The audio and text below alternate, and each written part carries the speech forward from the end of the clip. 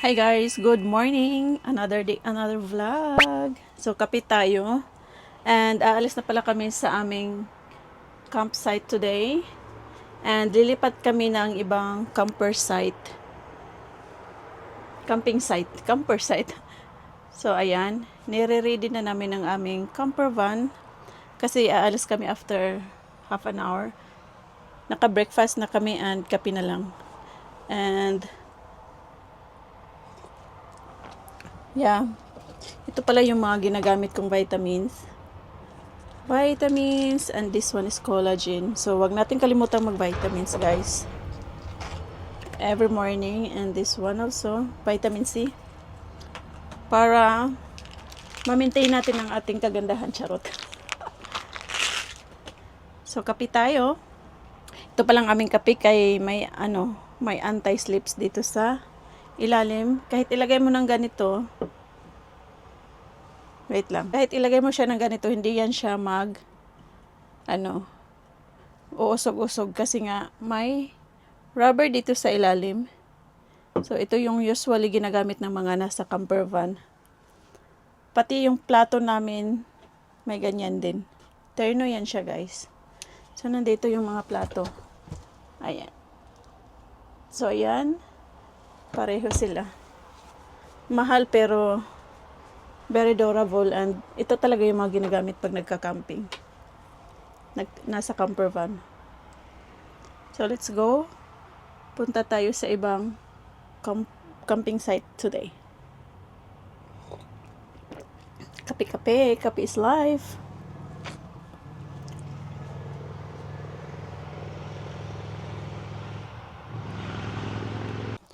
So, hi guys. Before kami aalis, I make it sure na sarado lahat itong ganito. Para hindi siya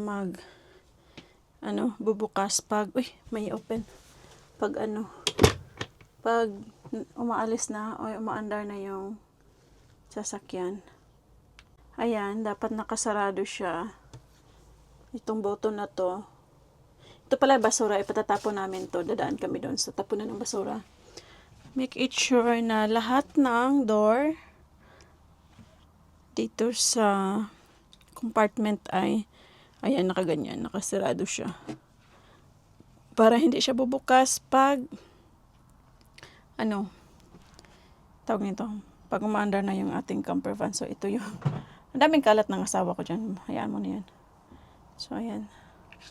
Yan, dito din sa toilet. I will make it sure na naka-off lahat.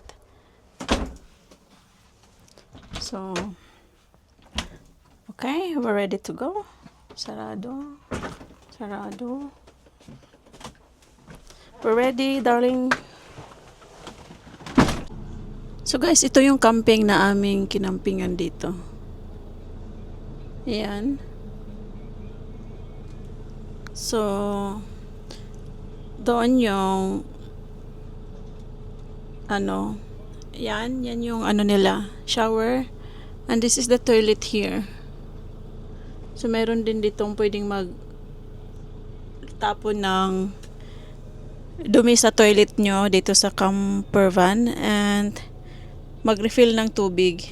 At magtapon din ng tubig. Yes. So, bye for now. This is not a typical camping site for the kanang camper van. Ayan. Pero maraming nakaano dito. This is city camping site siya, guys. This is not the typical. Kasi yung typical malapit sa tubig, dagat, yung ganun. Sa nature. Pero dito sa city, meron din sila for yung gusto nyo mag-sightseeing. From here pala, sumakay kami ng train, 9 minutes. So, 3 stop hanggang sa city center dito sa Stockholm. So, 43 kroner ata yung pamasahe. So, ayun guys. Magdadrive na naman kami at lilipat na naman kami ng campsite. Yung typical campsite talaga. Hindi yung ganito. Ito sa city campsite lang to siya, guys. So, let's go. Back in the road again, guys. And Magbiyahe kami ng 2 oras papunta sa new camping site. Dito pa rin sa Sweden. Ibang place na naman. And we are on the way. Grabe, super dumi naman ang aming window. So, biyahe na naman kami. So yung namin, yung camping site namin ay pwede tayong mag-swimming kasi merong tubig. Yun talaga yung typical na mga campsite dito sa Norway or sa Sweden or sa Europe.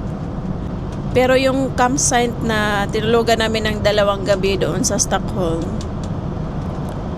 hindi siya typical na campsite, guys, kasi ano lang siya, city campsite. Yung parang lang para sa magsa-sightseeing sa city, doon magka-camping or magpa-park.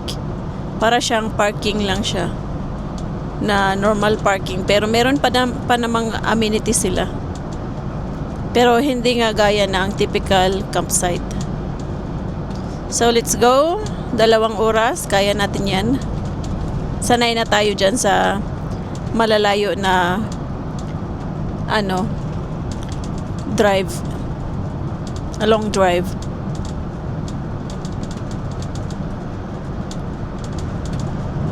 So maganda pa rin ang panahon. Oy, ang oras ay 10:38 and 30 degrees. Super init na, maaga pa lang. Kaya pala parang sunog na yung balat ko, guys. Grabe, super ang mainit, ang init dito, super init talaga, umaga pa lang. So may nadaanan kaming mga store or shopping center. Punta muna kami dito at may mga bibilhin kaming mga pagkain. Kailangan naming mamili. So ayan, na daming store, Co-op.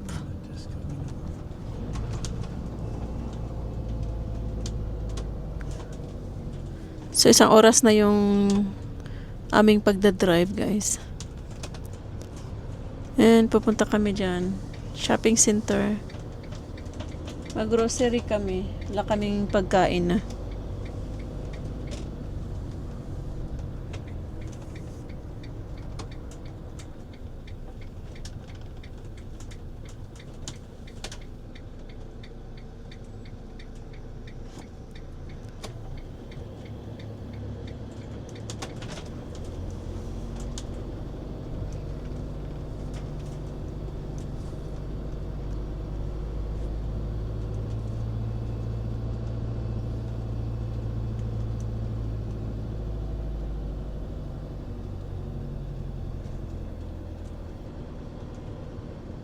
Ito.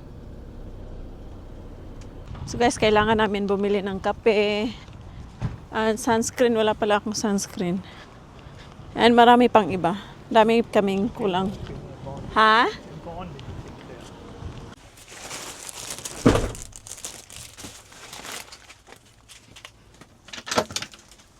So daghanig na palit. Bread.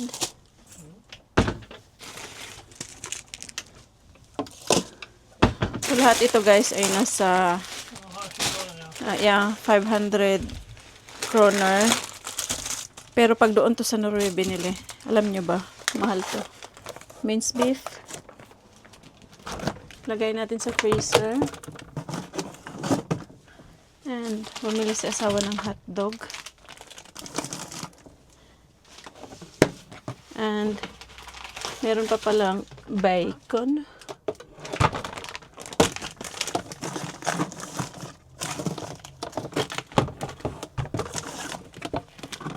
Puno ang ating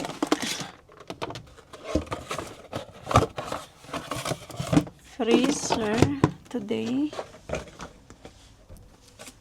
Bumili tayo ng pang salad. Mix na siya. Prutas, paprika, mango, bread, grapes, chocolates, and sunscreen. Barsugo. So, ilagay natin sa ating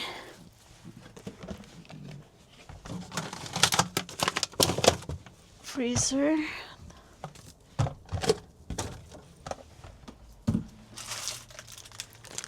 Pumili ako ng mga prutas para meron tayong mapapak na prutas. Kasi nga, hindi ako nakabili ng ano talaga prutas since nag-ano kami, tawag nito, nagbiyahe. So parang feel ko hindi healthy yung mga kinakain namin.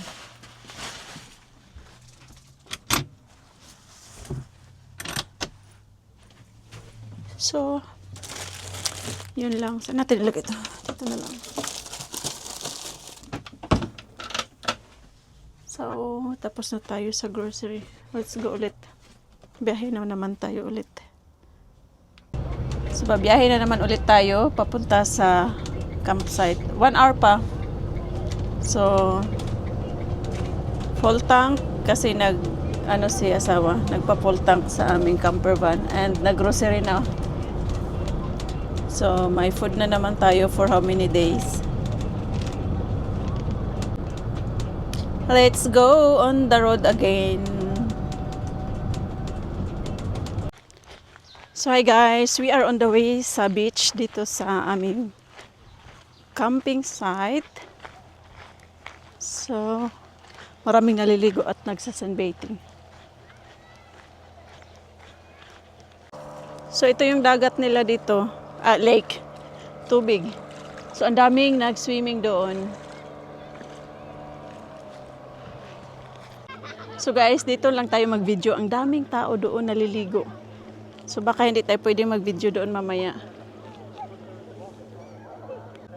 So ayan yung mga tao doon guys.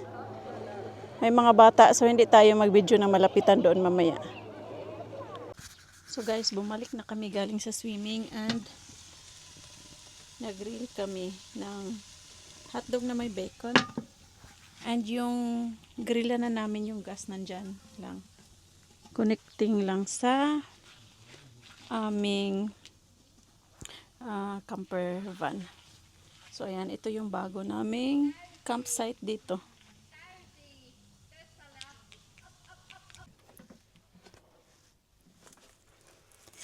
Nag-relax kami ni asawa sa labas. Naisipan ko, meron pala tayong biniling watermelon. 25 kroner. Maliit at kalahati lang. Tikman natin kung masarap ba ito. Matamis kaya ito. So, slice ko na siya para pag gustong kumain, kain na lang. So, ito yung ating grapes. Tikman natin. Hinugasan ko na pala. Ayan, may tubig din dito. In fairness, masarap. Matamis siya. Green color. I think galing to siyang Italy.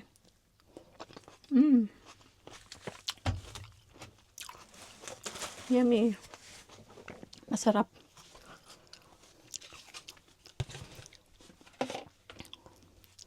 Galing kami sa beach kanina. Tikman daw natin.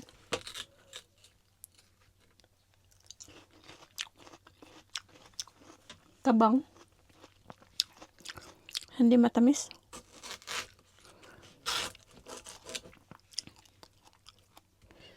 Pero kainin pa rin natin kasi nga masarap ito sa ano guys. Sa summer. Sa tag-init lalo na ngayon. Super init ito.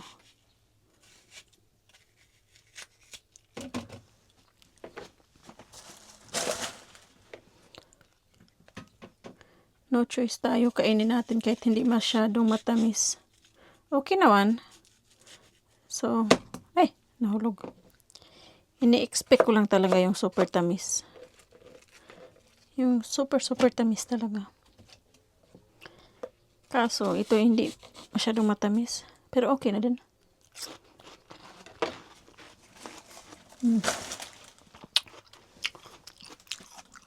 Okay na din kaysa wala, diba guys? Pero, hindi talaga siya matamis. I mean, matamis konti pero hindi yung malalasahan mo talaga yung tamis. Nakaano pala ako, nakatupis kasi galing kaming swimming.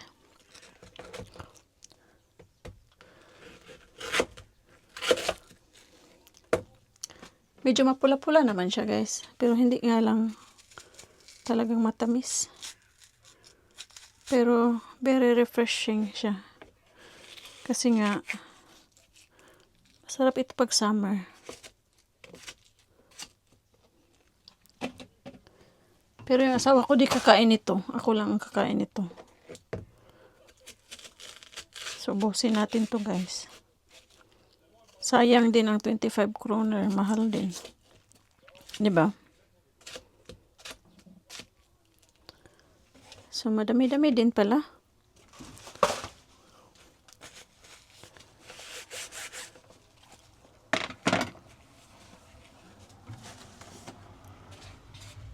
So, ayan. Mapula ba siya? Hindi masyadong mapula, ano? Kaya pala hindi masyadong matamis. And the grapes. Pero yung grapes, kakain yung asawa ko. Matamis.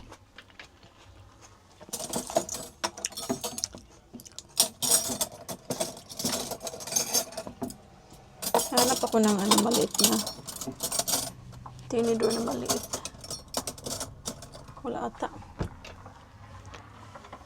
So, let's eat, guys.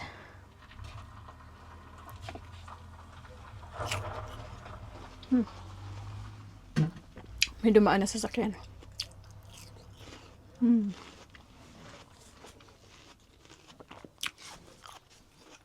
Sa tapat ng aming camping site ay merong convenience store, but ang convenience store na yan ay sarado. And it's self-service or honesty store. Honesty convenience store. Ayan. So, mag-upload ka lang or mag-download ka lang ng kanilang apps, 24 shoe. And ilagay mo lahat ng detalye mo doon at saka yung bank details mo and personal number mo. Kasi dito sa Norway or sa Europe may mga personal number yung mga tao dito. So, kailangan mo lang i-registered. So, pag na-download mo na yung 24 show na apps nila guys, and nalagay mo na yung lahat ng details mo, personal number. So, pwede ka nang mag-scan dyan sa door. Meron silang machine dyan. At pwede ka nang makapasok and bibili dyan. Self-service, magbabayad ka, and then ilak mo din pagkatapos. So, ganyan dito, no, honesty store. So, pwede kaya ito sa Pilipinas? I think hindi pwede to. Kasi sa Pilipinas to, ay naku, ubos ang paninda dyan. Charot. Siguro. So, try kong i-download. And na-download ko naman, pero kailangan nila ng Swedish nationality or citizenship. So, hindi ako nakabili guys. So, i-try ko sanang mamili dyan para matry naman natin yung honesty store nila dito. Pero hindi ako pwede kasi hindi ako Swedish citizen. So, wala. Try sana natin para try natin. Ma-experience natin yung ganyang convenience store. Malaki-laki din yan guys, pero maliit lang tinan.